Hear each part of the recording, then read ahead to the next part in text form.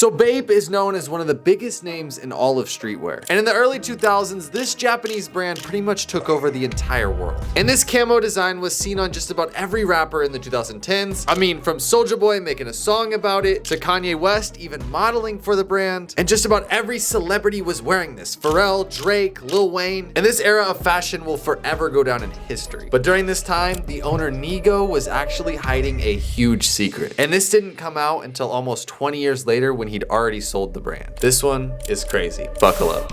That is Ooh, we're back, guys. We're back. I told you we're back. I'm filming, I'm editing, I'm making videos every week. I told you this return on YouTube is about to be legendary. We're back in full force. Don't forget to drop a like, hit the little subscribe button, and let's begin.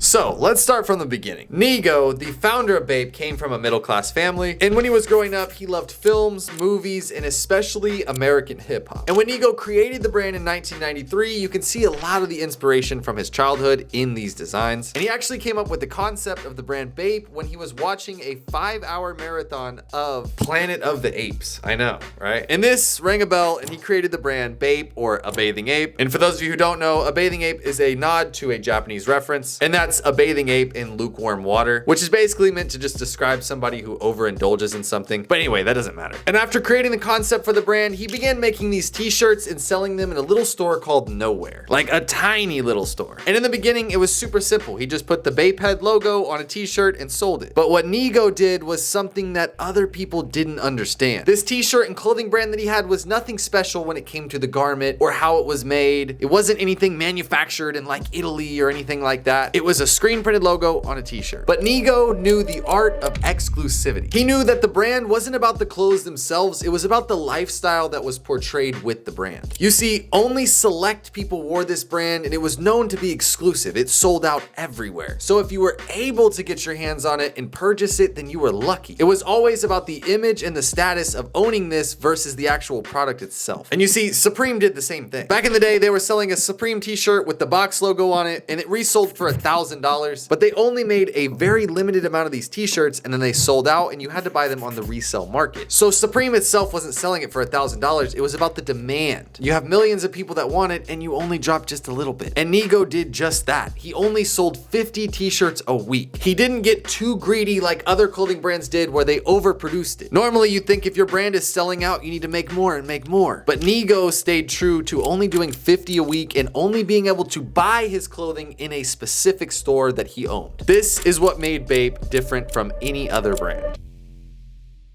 As the brand grew in Japan, it also started to gain a little bit of traction in the United States. The popular rapper and producer Pharrell is the one who kind of discovered it on a trip to Japan. And then you started seeing Pharrell and Kanye start to wear it. And when Bape dropped their Bapesta sneaker, this is when the brand popped off in the United States. With the popularity of the Air Force Ones in the early 2000s, Bathing Ape just made pretty much a bootleg of this iconic Nike Air Force One. And this actually got Nike's attention, and they were planning on suing the brand. But they made a deal with the owner of Bathing Ape, Nigo, that if he sold these exclusively in Asia and Japan, that they wouldn't sue him. So Nigo and the brand Bape agreed, and they didn't sell too much in the United States. They sold the majority of their Bapesta sneakers in Asia and Japan. But the brand was already so hot in the United States, what did people buy? The Bathing Ape clothing, specifically the shark hoodies and the camo zip-ups. Celebrities were losing their mind trying to get their hands on this Bape clothing because it was pretty much the only thing that you could get in the United States. But remember, Nigo, the owner, only made very, very few of these when he dropped them, so that they always sold out in seconds and that you couldn't just buy these on the website, which means you would have to buy them off a reseller for $1,000 instead of buying them on the Bape website for like $200. But you see, the owner Nigo wasn't making money on the resell side. Now, I don't know how many that he actually made, but he earlier referenced that he only did 50 t-shirts, right? So for example, if he sold 1,000 of these on his website for $200, he only gets to get that profit. The people that buy them for $200 and sell them for $1,000, he doesn't see that money in the resell. Like, he doesn't make commission off the resell. So what started happening was people would get on the website during the drop and buy as many as they can and then resell them because they went for more money, which drive the brand to be more popular, but not everybody wanted to pay that $1,000 price tag. So what do people do when something's popular? They buy the bootleg, the counterfeit.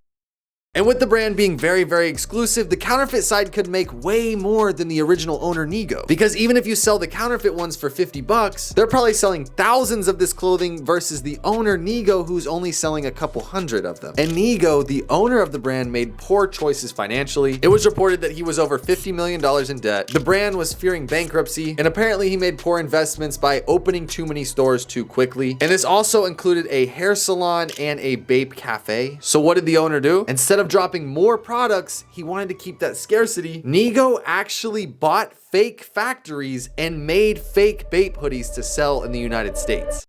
So in a recent Instagram live, a friend of Nigo, Ben Baller, I'm sure you've heard the whole Ben Baller did the chain, like that Ben Baller, the jeweler. Ben Baller went on an Instagram live and pretty much exposed Nigo for doing this back in the early 2000s. Ben Baller stated that during this time of 2006 to 2007, at the brand's absolute height, when all the celebrities were wearing it, Nigo was making counterfeit of his own company and selling them while still keeping the image of having a high status, always sold out clothing brand. Yes, it might be a little bit unethical, but also it's kind of genius. And Ben Baller also stated that he made the best counterfeit Bape hoodies because he was the owner. He made the original ones. So this also put the other counterfeit companies out of business because he could make the best fake Bape hoodie and still sell them for 40 or 50 bucks instead of paying $1,000 on the resale market. This was Nigo's way of making more money and getting him out of debt while also making commissions on the real and the fake. And Ben Baller, before receiving a cease and assist from Bape, which Nigo doesn't own anymore, but we'll get into that, he got a cease and assist saying that he has to pretty much shut his mouth and not mention this on social media because it's bad for the brand, or they're gonna sue him because Nigo, his friend, is no longer in control of the brand. But Ben Baller said that these fake Bape hoodies were so good that Lil Wayne, Drake, Kanye West, these celebrities were wearing fake counterfeit Bape hoodies and they didn't even know it because of how good these fake Bape hoodies were and because the owner of the brand was making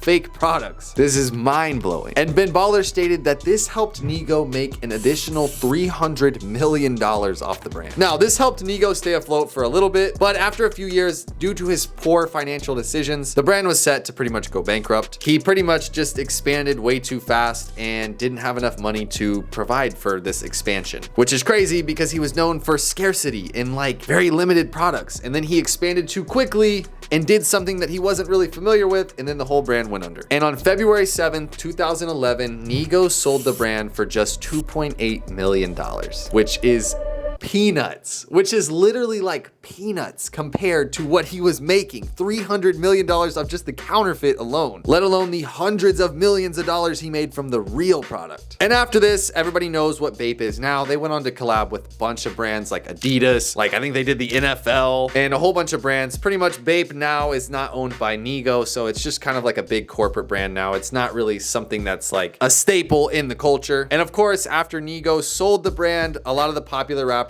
like Pharrell, Kanye, Lil Wayne, all these people don't really wear the brand anymore because it's no longer associated with Nigo and they were friends with Nigo. So it was like, they don't really have a reason to wear it anymore and popularize it because it's like corporately owned now. Now, I'm not saying that the brand is dead by any means. Everybody knows Bape. I don't think it will ever die. This is a fashion staple. Like in the history of streetwear, this is like one of the biggest brands that will go down in history. Like this is like MVP, Hall of Fame, Mount Rushmore of streetwear brands. It's definitely, Bape is definitely up there with Supreme and whoever you put on there on your own personal list. And yes, I'm wearing a Bape tee just for this video. I actually went to Japan and bought this at the Bape store in Japan. So just to show you, this brand is still very much alive and popular. Oh yeah, and Nike did go on to sue them, I think like 8 or 9 years later, something like that. Just recently, this happened in the past year. Nike did go on to sue Bathing Ape for the Bapesta shoes because after Nigo sold the brand, the big corporate company that now owns Bathing Ape, they began selling a lot of the Bapestas in the United States, pretty much breaking their contract they had with Nike. And so Nike went on to sue them, and that was just recent, I think in the last year or so. So yeah, everybody knows what Bape is now, and it's completely different now than it was then. And that also marks the end of today's video. Now, I've been having so much fun making these videos. I hope you guys like them. I know some of you guys are 50-50 on whether you like the sit down videos or you like me going and like doing stuff. But me personally, I'm striving to make content that I like and enjoy, and content that I would watch myself, I want to make for you guys. And I also want to make the best videos I possibly can because I love you guys and I missed you guys and I should have never left you guys for 8 months. But yeah, guys, that's pretty much it for today's video. Don't forget to like, comment, subscribe, hit the notification bell. You guys know the whole rundown. And that being said, guys, we'll see you in the next video. Peace.